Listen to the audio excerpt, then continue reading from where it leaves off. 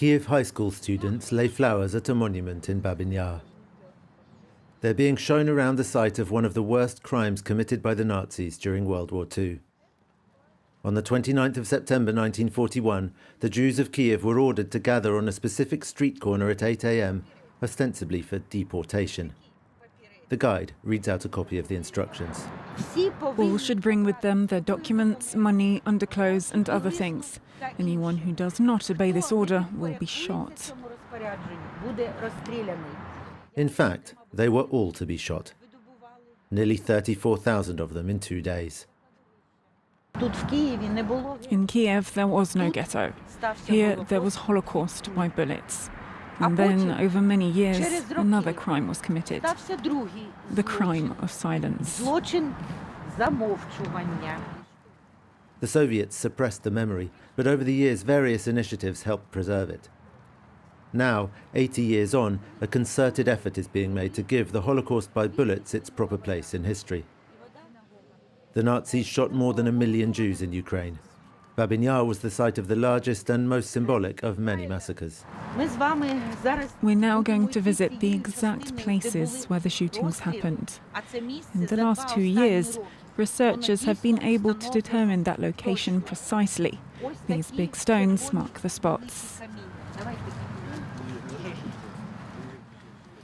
Through spy holes in the stones, visitors can see photos of how the place used to look.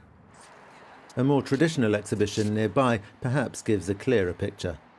But the peepholes are in keeping with the Babyn Yar Holocaust Memorial Centre's ethos of innovation, which it plans to apply to a new full-scale high-tech museum whose visitors will have an immersive, interactive experience. It's the brainchild of filmmaker Ilya Krzanowski, and it's not to everyone's liking. In Claude Lanzmann's famous documentary about the Holocaust, Shoah, you don't hear a single scream nor a single shot. But it's all the more powerful for that.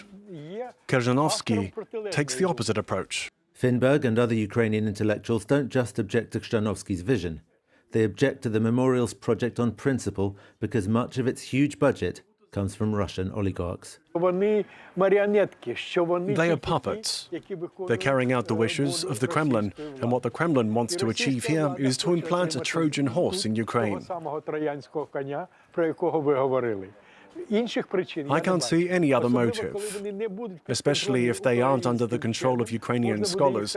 They'll paint a picture of Ukraine as the land of the Holocaust. The suspicion is that Russians would seek to overemphasize the role of Ukrainian collaborators. It does look like a typical office, but it's very convenient to work here.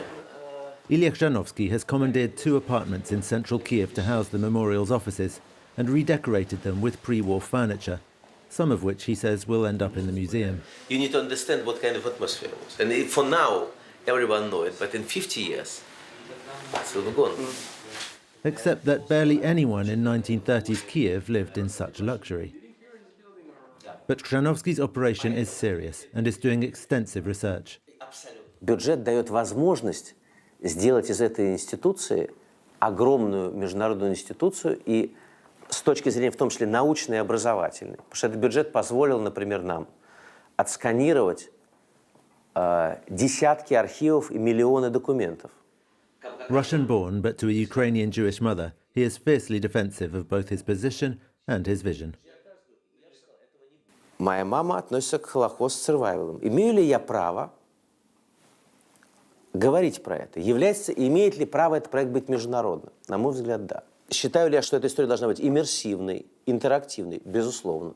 Мы живем во времени, когда иммерсивное или интерактивное является такой же частью технологий, как мобильный телефон, как интернет. Мы не можем это отвергать. Спасибо. For the past 6 years, an annual memory march has retraced the steps taken by the Jews who gathered as instructed in September 1941. Entering the Babyn Yar Park, participants could hear the names of the dead being read out on loudspeakers.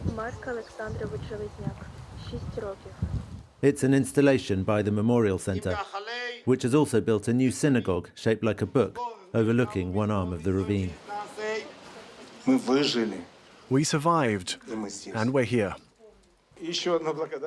And I almost forgot one more big thank you to the Babyn Yar Holocaust Memorial Center.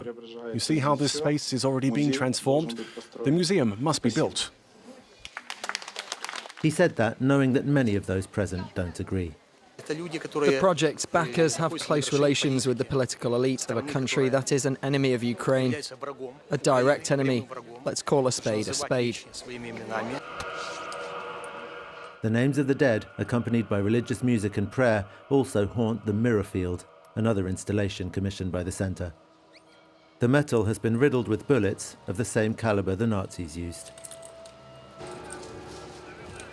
Is this an accurate or appropriate way to commemorate a tragedy? Debate rages.